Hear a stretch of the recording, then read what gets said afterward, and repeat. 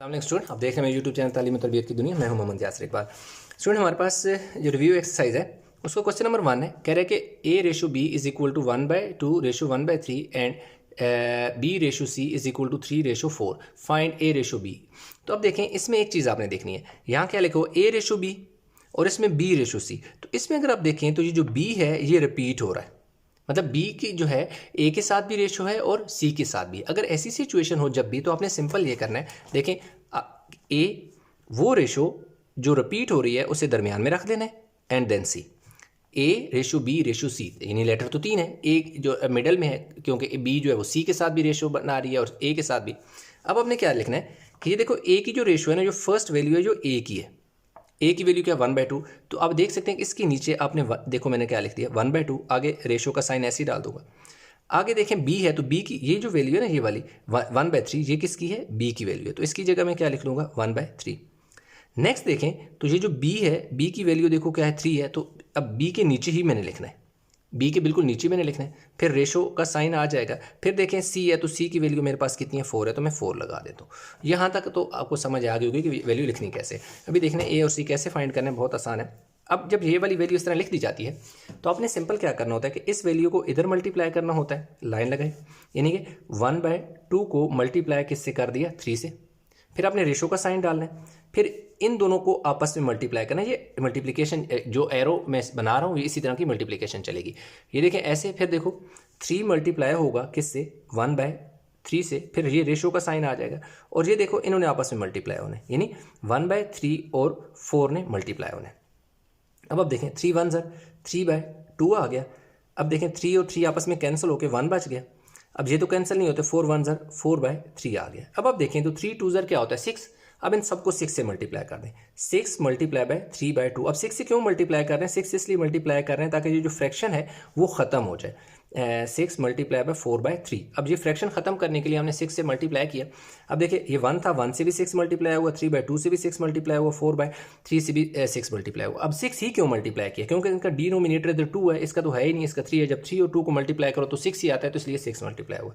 देखो 2 3 ज़र 6, तो क्या आ गया 3 मल्टीप्लाई बाय 3 रेशो 6 1 ज़र 6।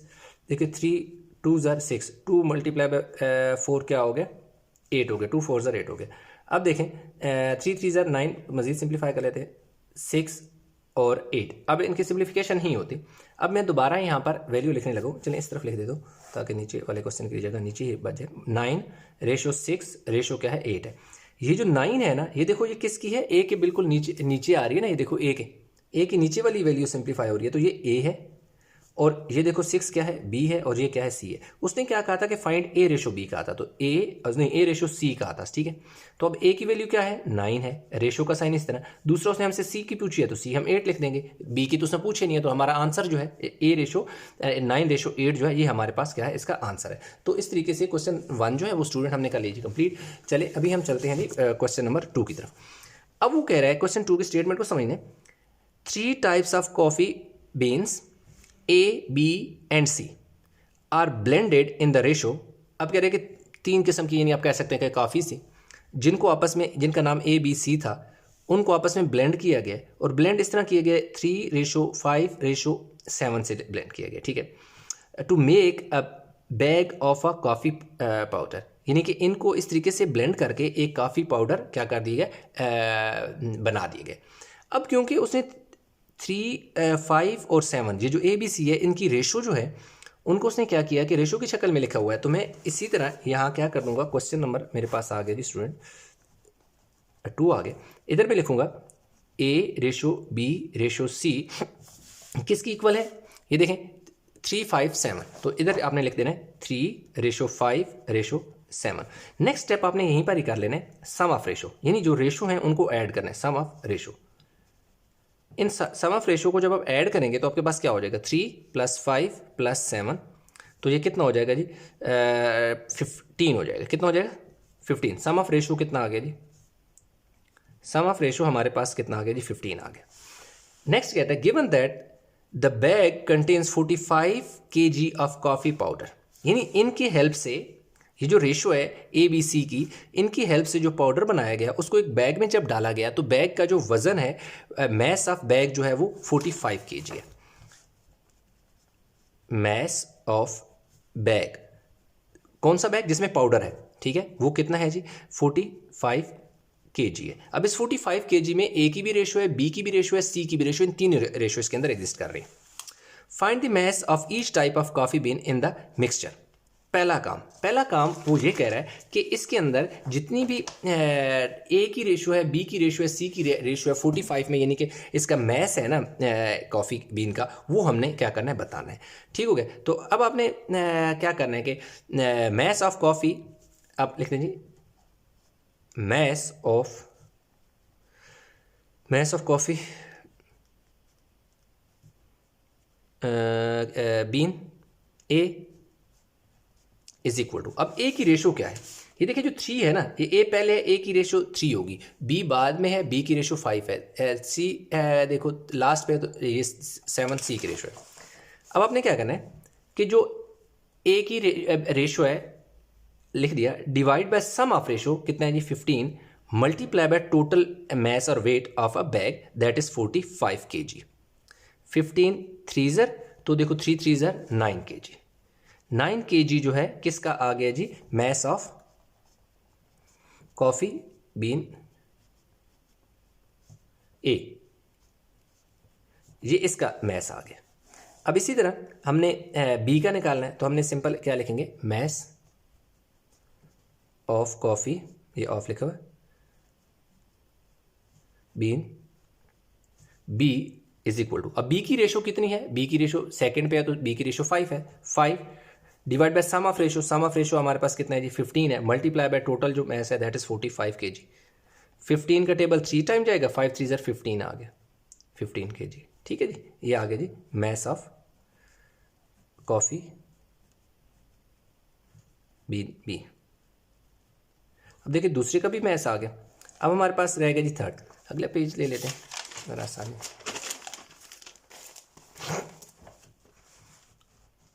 अब आ गया जी मैस ऑफ कॉफी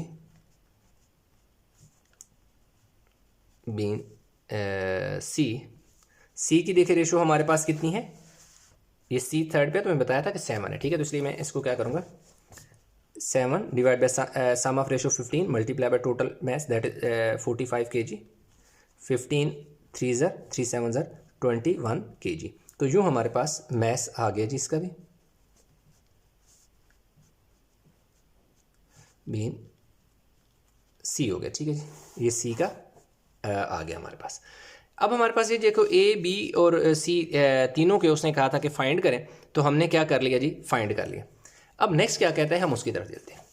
अब नेक्स्ट कहता है इफ़ ए कॉस्ट 7 पर kg, बी कॉस्ट 10 पर kg, सी कॉस्ट $13 पर kg, फाइंड द कास्ट पर केजी ऑफ द मिक्सचर, यानी कि पर केजी ऑफ द मिक्सचर जो है ना हमने क्या करनी है निकालनी है। यानी कि आप कह सकते हैं कि हमने असल में एक एवरेज मैस आप कह सकते हैं कि हमने क्या करना है निकालना है। ठीक है, तो इसलिए हम क्या करेंगे, पार्ट 2 है जी इसका पार्ट 2। तो हम लिखेंगे ये cost of coffee bean A, cost of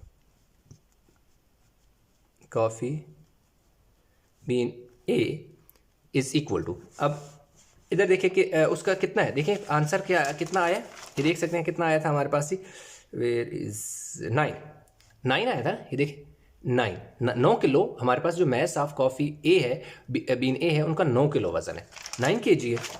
अब देखिए तो 1 kg की उसने जो हमें प्राइस बता दी वो $7 बता दी, कितनी बता दी जी 7 मल्टीप्लाई बाय 9, तो 9 7 $63, ये $63 किसका आ गया, ए का आ गया। ठीक है जी, कॉफ़ी आ गया। अब देखो जी बी उसी तरह cost of coffee bean B is equal to, अब बी का जो आंसर हमारे पास स्टूडेंट आया है ना, बी का आंसर हमारे पास कितना है 15, ठीक है 15 kg है, और हमारे पास क्या आ जाएगी 15, लेकिन रेट उसने हमें बी का कितना बता दिया 10 बता दिया। ये देखिए 10 बी कॉस्ट $10 पर kg, तो देखो 10 multiply by $10 multiply by 15 kg, तो $150 हमारे पास इसकी प्राइस आ जाएगी। ठीक है, अब हमारे पास लास्ट आ जाता है जी कॉस्ट ऑफ कॉफ़ी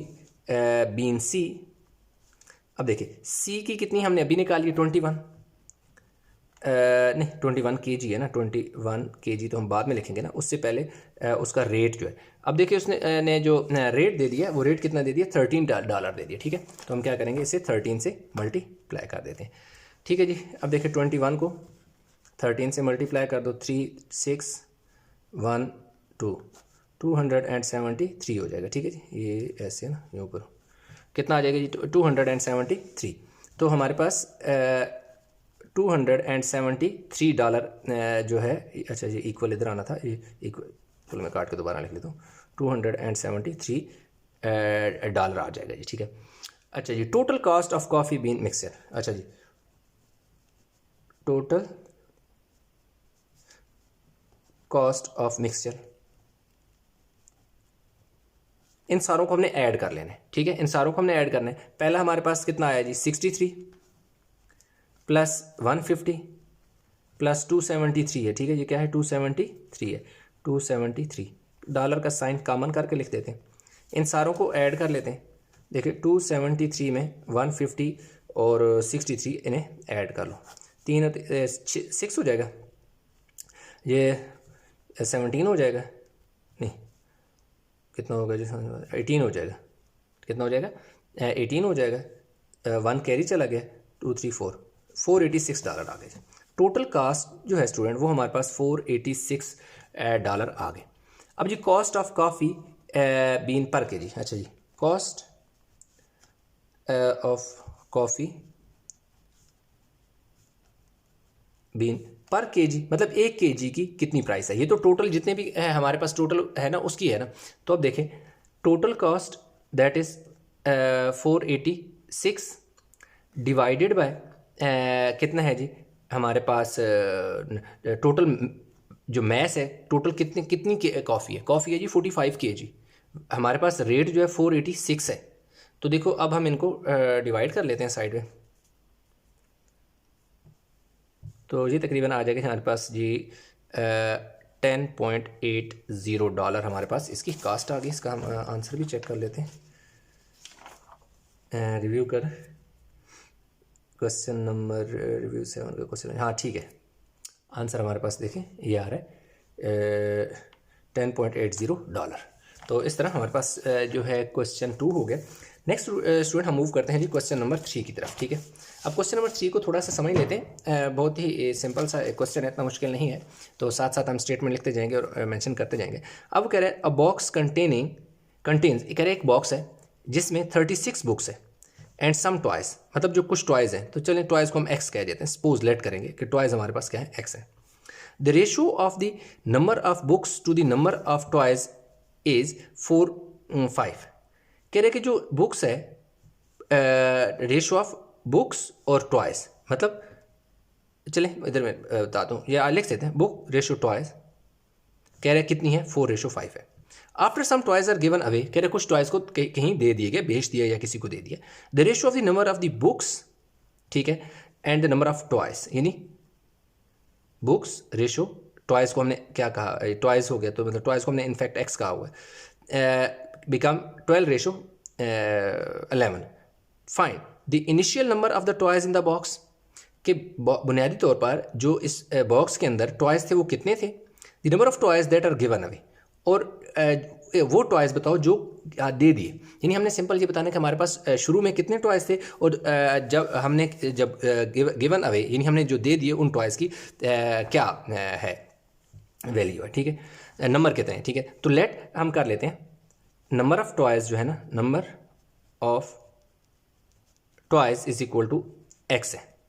अब हमने क्या करना है, अकॉर्डिंग टू गिवन कंडीशन, कि जो गिवन कंडीशन है उसके मुताबिक क्या है।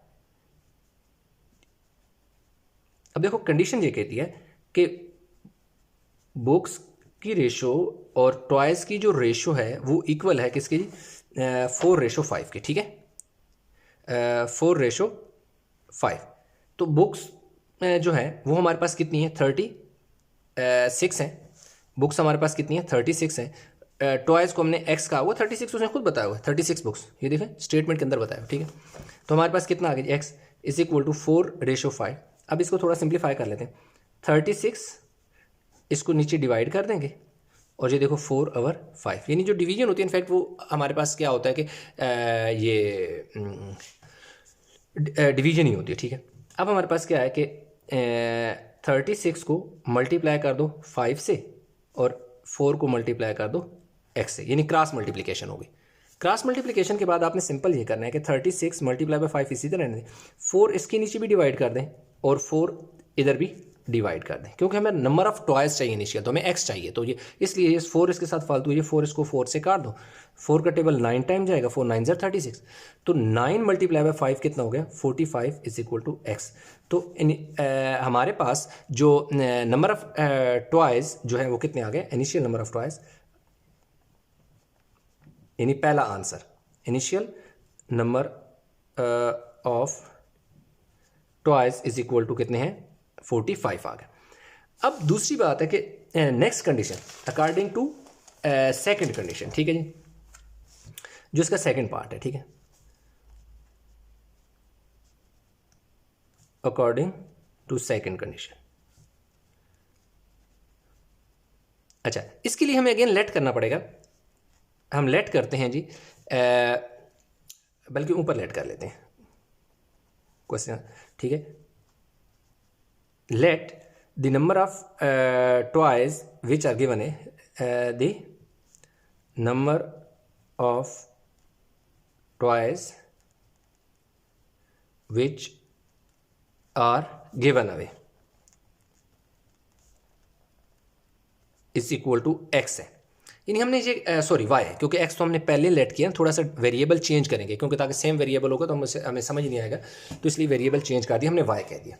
अब हमने हेडिंग देनी है अकॉर्डिंग टू सेकंड कंडीशन।